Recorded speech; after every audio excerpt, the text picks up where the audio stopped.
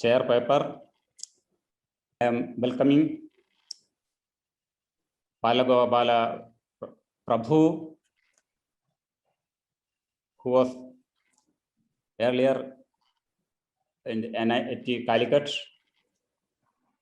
He is now the director of the Sthavatya Vidyapitha at Calicut.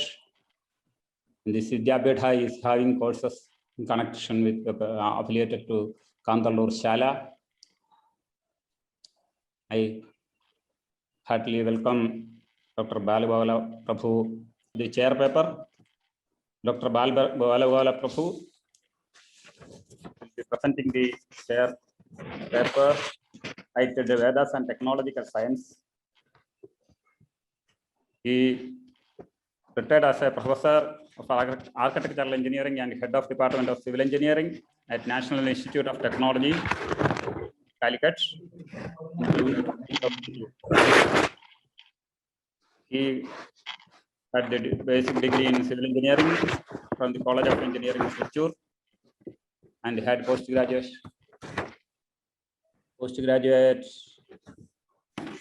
degree from College of Engineering of Pune,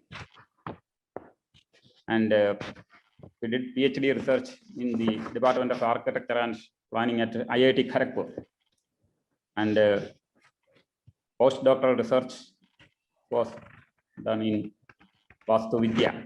He has written more than 70 technical papers and authored 10 books of technical and general interest. He is one of the founder members of Vastu Vidya Pratishthanam. Presently, he is the director of Institute of Sthavatya Veda at Calicut. This paper is an inquiry into the genesis of technological sciences in the Vedas. Om Gurur Brahma, Gurur Vishnu, Gurur Devo Maheshwara, Guru Sakshal Parabrahma, Tasmai Sri Guruve Namah. Indeed, today is a very privileged day. I am presenting a paper on Vedas and the technological sciences. Technological sciences have made great strides during the last decades in every field of human endeavor: healthcare, transportation, building construction, communication, and warfare. Such spectacular developments take our thoughts to the vision of the ancient Vedic seers of some 6,000 years ago. This paper is an overview of Vedas in search for the seeds of these technical sciences. Basically, I am only a technologist. My knowledge of Vedas are very limited from my reading, particularly for getting into the depth of Vastu Vidya and subsequently Sthavatya Veda, for which I did some postdoctoral work. I will start from the origin of Vedas from the Brahma. I am taking this slide based on Srimad Bhagavata Mahapuranam, book number 3, discussion 12, the discussion between Maitreya and Vidura. Here it is told that according to this particular book, the 4 Vedas came from the 4 phases of Brahma. That's what Maitreya explains. Rigveda from the eastern phase, Yajurveda from the south phase, Samaveda from the western phase, and Atharvaveda from the northern phase. Subsequently, in the same order were evolved Ayurveda, Dhanurveda, Gandharva Veda, and Sthavatya Veda. That means originally Veda was only one. Again, there is a mention about it in 9th book, book 9. It was called Pranava Veda. So from the Shruti or the Pranav Veda, it got classified into 4, and that is what we are taking as the basic Vedas. What was evolved later are called Upavedas, and Ayurveda, Dhanurveda, Gandharveda, and Sthapatya Veda are taken as the Upavedas. Here we are using a word, a prefix called Upa, but Upa does not mean secondary, it means something special, as you can see in the next slide. Next, please. Yeah, basically I find that there are 3 differences between the Vedas and Upavedas. First, Vedas are taken as the revelations of the seers. They are apaurushaya, whereas Upavedas are created by the seers. It's a sarga of the pratirupa of the world. They are not creating the rupa, but they are only creating an image, pratirupa of the sarga. Second difference is Vedas are essentially word-oriented. They are Vangmaya, that is to be learned by heart, learned by rote. And whereas all the Upavedas are practice-oriented, they are prayogika. A third fundamental difference is Vedas are eternal. They transcend time and space, whereas Upavedas are space and time dependent. They are Deshochita and Kalochita. Next one, please. Let us go into the origin of each one of these Vedas. Let us first take Ayurveda, which is probably of prime importance among the 4 Upavedas. Origin of Ayurveda is indicated right in the Rig Veda. Actually, the first one of the essence of it is a science of longevity. It is not the science of medicine, I should say. It's a science of longevity, Ayurveda. And the medicine or herbs is only part of the longevity. The first mention about the medicinal plant is seen in the Sukta on medical plants. This appears in Rig Veda and it is recited every day by all Brahmacharis since Vedic times. That Sukta goes like this. Tacham yora vranimahe gatum yajnaya gatum yajnapadaye devi swastirastunaha swastir manushebhya urdhvam jigadu bheshajam. Urdhvam jigadu bheshajam. Let the medicinal plants come up. Samno dvipade sam chadushpade. In fact, they should have added one more word, ekapade, because plants are also included in the field of Ayurveda. Originally, Puranas say that the field of Ayurveda emerged or started from Vishnu, emerging from the milky ocean in the form of Dhanvantari, bringing the nectar. But another equally valid thought is a thought of the Southern school, which says that Shiva dancing with his foot on apasmara, that means mental affliction. He is also the patron god of medicine, which shows that health was treated not only as a physical health, but also as mental health and including spiritual health. I should say even Yoga Shastra should be included.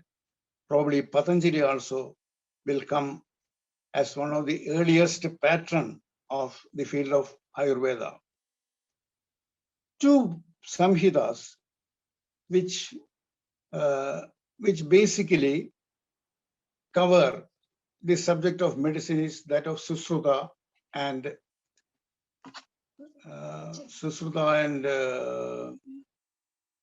Charaga. Yeah, Susruta and Charaga. Of course, Dhanvantari is the patron god, and then Susruta and Charaga are two seers who have developed this in their Samhitas. The original book of Susruta and Charaga, they deal with the different aspects of medicine. Next, please.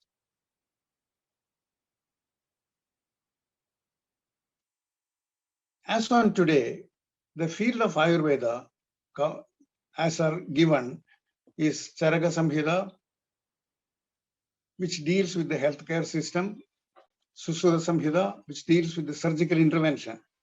There are also many books on veterinary science.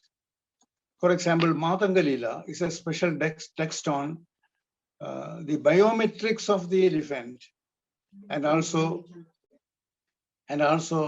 the treatment of elephants. Plant care also is another area. This is a field of Vrikshayurveda.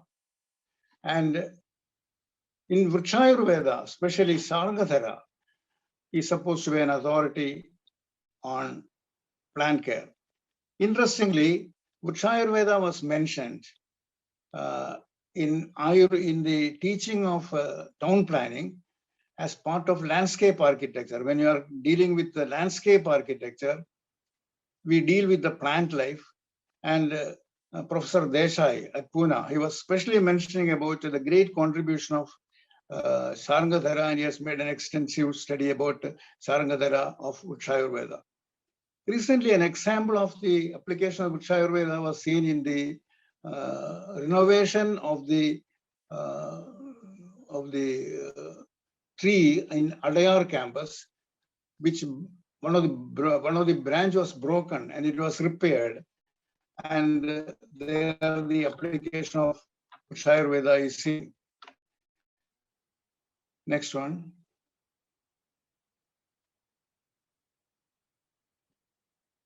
Today, modern medicine in Ayurveda has got 8 parts.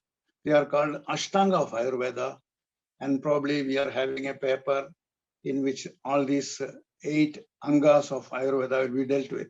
So I am just showing you that there are presently Ashtanga Ayurveda is the most valid one. Next one. When you come to the Dhanurveda, the knowledge system, it is translated as knowledge system of the warfare. Well, I feel that it is the knowledge system dealing with the mechanical sciences, because Dhanus is actually the bow. The bow is nothing other than a simple machine which launches an arrow. That means here we are finding a system of projecting a missile to a far off distance. And it is the beginning of the mechanical sciences, which deals not only with the tools, but also the use of mechanical device and mechanical principles. The earliest, there are many references of such tools and mechanical systems, especially in Itihasas and Puranas. And 2 authorities who are supposed to be the patron seers of this knowledge are Bhrigu and Vishwamitra. Bhrigu, from Bhrigu, it can be assumed that all the implements for daily living were evolved, and from Vishwamitra, all the tools and techniques of warfare were evolved. One is the development of tools and techniques for settled life. Another is the development of tools and techniques for warfare. In the stages of a symbolic of the evolution of these, we can see the development of examples of axe, Parashu, the weapon of Parashurama, then the Dhanus, the bow of Dasarathi Rama. You'll see on one side there is a handheld weapon which can be used for settled life as well as for warfare. But the bow, Dhanus is essentially a missile which can be launched from a distance. Typically in hunting, this will be very useful. Then there is a weapon which can be used as a handheld weapon, shastra, or a weapon which can be launched like astra. And about astra and shastra, there is elaborate mention of the use of the mace, gada. And the two persons who are the veterans one is Bhimasena and another is Duryodhana. Interestingly, their teacher is Balarama. Balarama is actually Halayutha. He is using a plowshare. This plowshare is a common weapon used for agricultural purposes. And possibly from a nomadic life, we find a transition to a settled life in the use of the plowshare. Indeed, the use of the plowshare has changed the whole system of economy of India right from the early beginning. Next.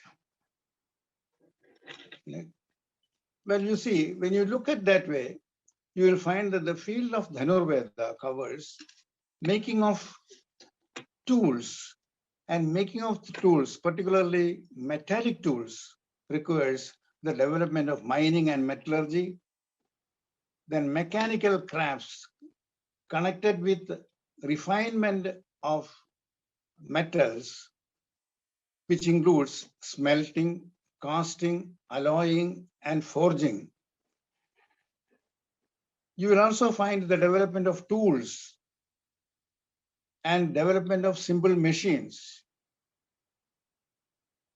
And further, the methods for transportation of these materials. Take the case of alloying and forging.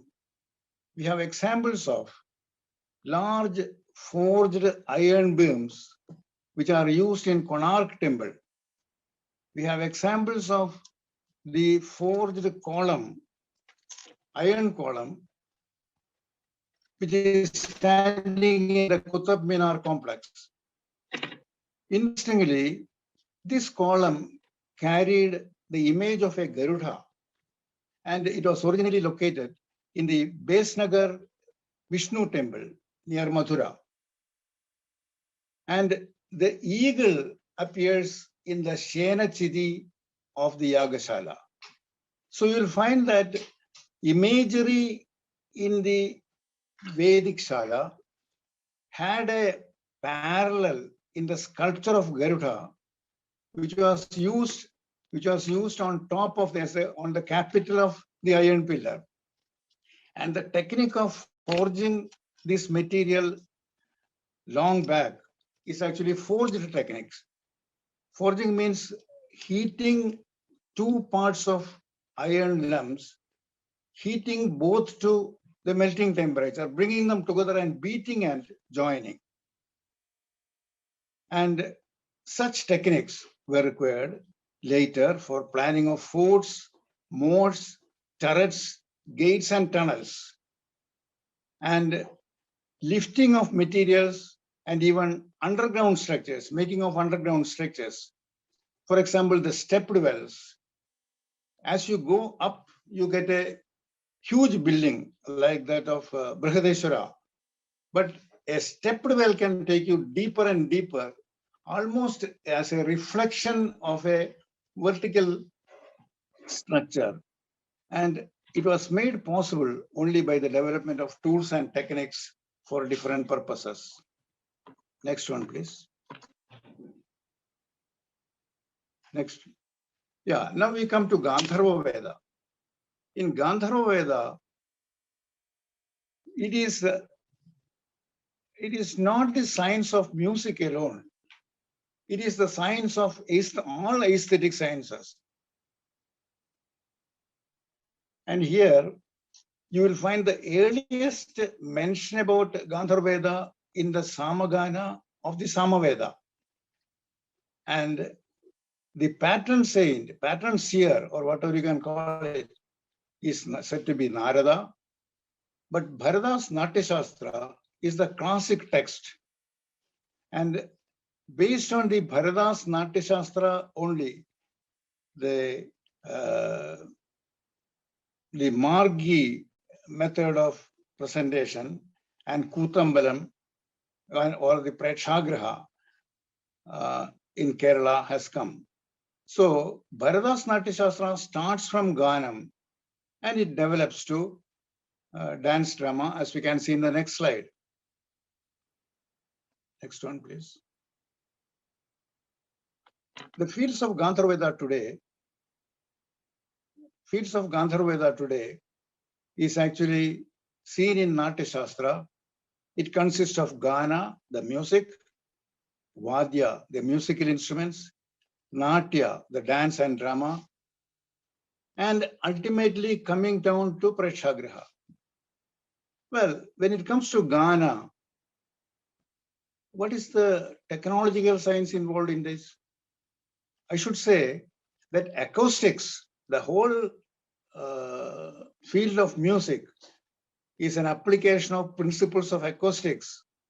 And when it comes to Vadya, Dr. C.V. Raman did a lot of work on every type of instruments from the acoustical point of view. And when it comes to dance, Natya is again the study of the sciences of the anthropometrics and the different positions of the hand, different positions of the body, and so many things, which forms the basis of Shilpa. And Prekshagraha is the construction of the building. The building itself is an aesthetic composition which gives a sense of satisfaction. And two of the methods specially used for decorative work is Chitra and Shilpa. So possibly the field of Gandharveda covers Gana, Vadya, Natya, construction of Prekshagraha, and formation of Chitra and Shilpa. Yes, next one. Well, when it comes to the fourth, Sthapatya Veda, which is the field in which I am especially interested, because in the other three, my knowledge is extremely limited. The knowledge system, Sthapatya Veda, is the knowledge system of creating artifacts for living. Well, even though Sthapatya Veda is said to be an appendix of Atharva Veda, the earliest example of Sthapatya Veda is seen again in Rig Veda, because there's a prayer for a house to Indra. Indra, Tridhadu Charanam, Trivarutham, like that. In the sixth mandala of Rig Veda, there is a prayer to Indra. This is repeated in Atharva Veda also. Basically, the field of Sthapatya Veda consists of house functional base, and earliest example is the Yagashala, which is a symbolic building, which belongs to Prasada. Prayogika, Harmya, and Prasada Sharma, symbolic building, functional buildings and symbolic buildings. And again, its origin is seen in the right from the Vedic rituals, because there are two texts which are of special interest to know the Sthapatya Veda. One is Apastamba Grihya Sutra, the Khanda, the chapters 7, 8, and 9 specially deal with the investigation of land suitable for building, then how the building is set out by using bamboo and other things, and covering it with by leaves and mud. And Bauthayana's Sulba Sutra especially gives the computation of the scale for measurement, because the physical creation of any artifact is possible by using a scale. And Sulba Sutra starts from Purusha Pramana. When a person is, when the Yajamana is standing with his hand raised, the height from the foot to the tip of the finger of his raised hand, that's a measure of Purusha.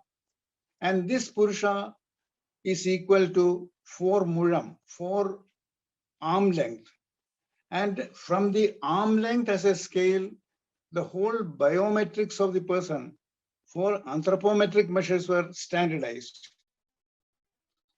And what we are still using as Murakol or the Kol or the Kishku, as it is called, is nothing other than a scale which is adopted to suit different people of different height. And once you standardize the setting out of the Yagashala, which includes the Prachina Vamshashala, which comes in the western side, and to the Mahavedi, which comes in the eastern side, and the details of every element, including the Yajna Kunda and the Vedis for the Yajna Kunda, are fixed. For example, even when it comes to Yajna Kunda, the elementary shapes, 3 elementary shapes are given by the Garhapatyagni, which is circular, then Ahavaniyagni, which is a square, and Dakshinagni, which is a combination of half square and half circle. Actually, this forms the basic plan of houses during the Vedic time. But later on, it was thought that there are 2 perfect shapes suitable only for the highest seers. So the houses for the commoners should not be exactly circular, exactly square, or exactly apsidal. These shapes are reserved for the temples. So when it comes to the development of the temple, we find the temples are having 3 basic shapes. One is a square, second one is circular, and third is apsidal. And the square mandapa, square shape is called Nagara. The circular one was called Dravida, and the apsidal was called Vesara, the 3 major classification of temples that are used. But when it comes to residences, only plans which are only approximating to this shape, not exactly the shapes, something slightly elongated. Square should not be used, but you can have a elongated square. Such bringing out imperfections in the shape is sanctified later as Gunamsha principles by specifying the proportions of the length and width. You will find when subsequently the shalas were made, the shalas were rectangular in plan, but they adopted the construction techniques which was evolved in the Vedic villages. We have no archaeological evidence of Vedic villages, but later on the stone images, on the granite, they were depicted as shown here by the depiction of Vedic village in Amaravati Stupa. Such depiction is also seen in Sanji Stupa, and it gives an idea about what would have been the shape. Here you can see the circular shape as well as the gable-ended shala type, as we can see in the figure. Next one, please. Next. Yeah. Now, when you come to the fields of Vastu Vibhaga, Vastu Vibhaga is only one of the Vibhaga of Sthapatya Veda. Generally, what happens is, when it comes to Vatmiki Ramayana, there is elaborate description of towns. But what is most interesting is to see the route of construction in Vatmiki Ramayana, the earliest Kavyam, the Adi Kavyam. In the Aranyakanda, in Sarga 15, there is a depiction of Lakshmana constructing the Parnashala at Panchavadi.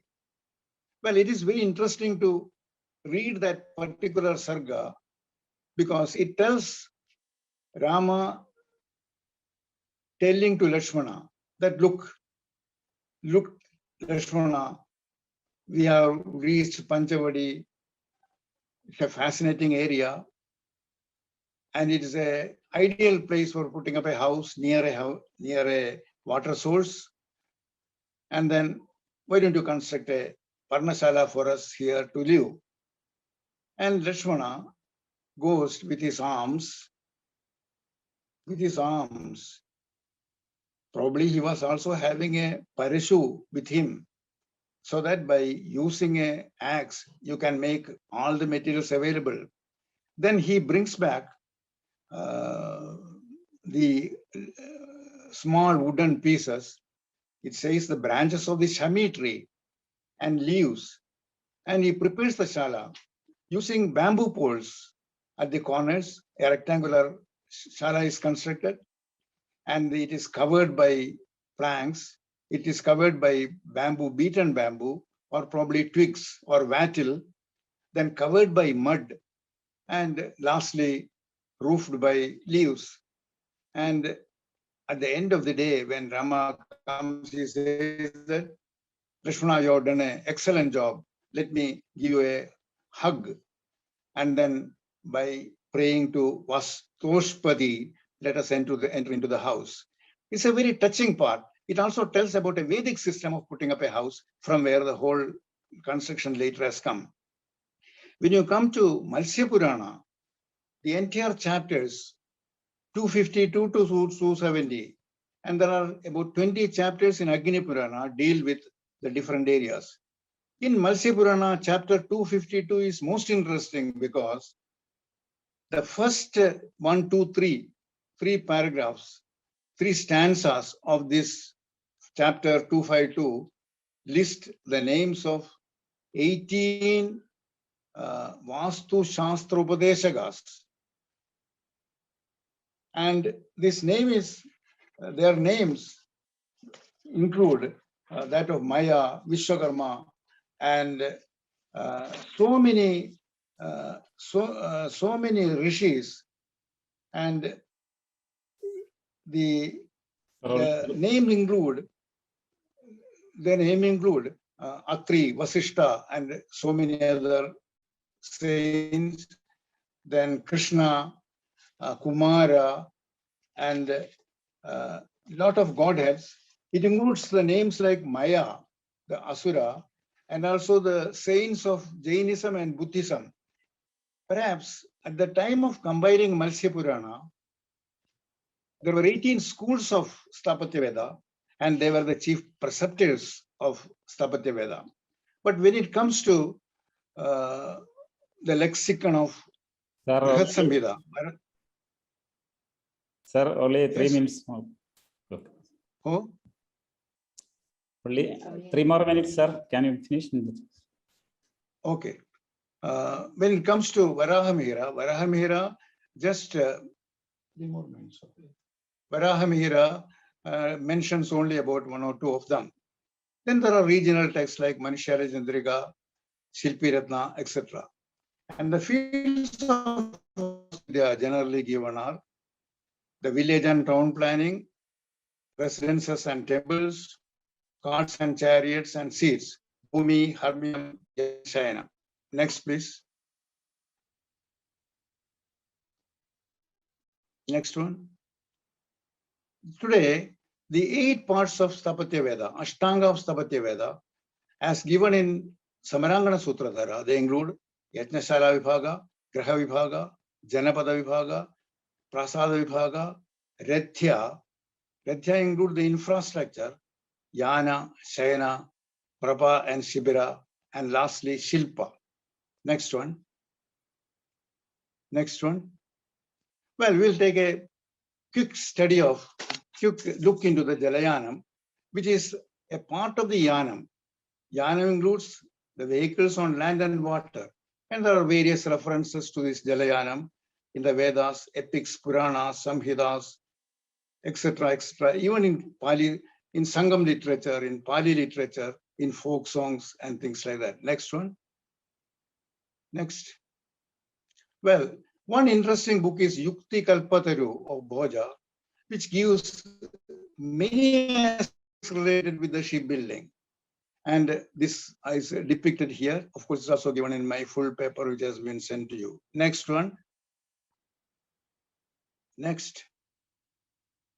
Well, evolution of Jalayanam is from the simple reed boat. Then, yes, next one, next one, next one. Yeah, dugout canoe, then reed boat and long raft. Next one. Yeah, this is when planks were used. There are different methods of joining the planks and stitching the plank. And the stitches were caulked using waterproof material so that the boat will become waterproof. Next. Next. These are some of the models of boats used in Kerala. And next slide shows some of the models used in the coastal shipping from Maharashtra, Tamil Nadu, Karnataka, and Gujarat. See, they were all using the principles of Yukti Kalpataru, and a schematic part of a sail ship is shown here. Most interestingly, the tradition of shipbuilding still continues, and I am taking a case study of Bepur, Uru making, which is shown in the next slide. Next one. Basically, this is a model, this is a sketch given by the master builder. He has not attended any school, but he has learned how to make an image using pencil and note down the dimension in foot units, because this is working. The basic element of this is the keel, the lowermost portion, then two posts, inclined posts at the two ends in the model of the start and things like that. Next one. Next one. Based on this, a proper plan and elevation of the Uru was made. And next. Next. It shows us it's a midsection of the Uru. And the most interesting part of this detail is that it has got a flat bottom as compared to the wedge bottom of the modern ship. And this flat bottom models of the Uru were tested in NIT Calicut in the hydrodynamic laboratory, and it was found that this will be more stable because the metacenter will be at the lower level, and it is very much having stability in the rough climate of monsoon, both in the wind and the waves. Next one. Next one, please. Yeah, this is the process of Uru making by first frame up method, frame being set for making the Uru. Next one, I'm rushing because of the time limitation. Yeah, the key element of the shipbuilding is the keel. It is just like the ridge of a roof. And the two, just like the hip of the roof, here there's a stern end. Only difference is that on one side, in the modern ships that are built, there is only a wedge shape in the front. On the rear side, it is comparatively like the old roof. This is the keel and stern projection. Now, a continuous row of ribs are connected to this keel so that it will form the entire framework. And connecting all these ribs, planks will be nailed from outside and inside. And this is the picture of the Narayan, Mr. Narayan, the chief builder of the boat, sitting and showing how the joining is being made. Next one. Well, this is a use of an interesting bent shape. This is not a regular timber which is bent to that particular shape. Actually, they search for a branch of a tree which is having curve, and they get it directly from the standing tree, and then they use it for this. Here, the purpose is to provide the propeller in the modern requirement. So a hole is made in this bent shape, and then at the end of the shape, end of the shaft. On one side, a propeller is connected, and on the other end, the machine is connected, and the shaft makes an entry through the raft. The details of this are very interesting. Yes, this is the last one, Uru being launched. And again, here you will find that completely human skill is used. Yes, next one. Well, what I want to show is, that there was a culture, there was a technological development based on the roots of Vedic system existing in India, but it has been steadily eroded. And one of the easiest method to destroy the culture of a nation is to destroy the knowledge system, the basic knowledge system existing in this land. And Vedas constitute the basic knowledge system. And Vedas and the Vedic literature forms the basic Vedic system, the knowledge system of the ancient times. But somehow there has been discontinuity. Many of the textbooks are not available. Many of the books have not been located. Many of the books, as it was discussed yesterday, are in the form of manuscripts which have to be searched. There are many in the manuscript library, but then it is to be studied. And probably the most difficult part of reviving the cultural heritage is to reinvestigate into this knowledge system. Now, from the part of the technologists, the difficulty is that they have no knowledge about Sanskrit. And as far as Sanskritologists are concerned, they have no knowledge, I should say, regarding the modern development of technology. For example, even when it comes to making a joint, wooden joint, there are many words like Anguli Mushti Sandhi, Danda Sukara Sandhi, etc. But a technologist easily knows it is nothing other than a mortise and tenon joint on one, and another is a scarf joint. A scarf joint is something like the intertwining of the teeth of two boars fighting each other. And as they try to pull out, it only gets strengthened. This is the principle of the scarf joint, which is used by modern technologies. So the technological content should be imbibed in the people who study Sanskrit, and Sanskrit, particularly technical Sanskrit, should be introduced in the curriculum of the technologists. Only then it is possible to reinvent whatever we have lost and link it to the modern times. And this paper is essentially a plea for bringing out a joint research between technologists and the Sanskritologists for an effective discovery and effective recovery of the knowledge as it exists in the Vedas. Thank you very much.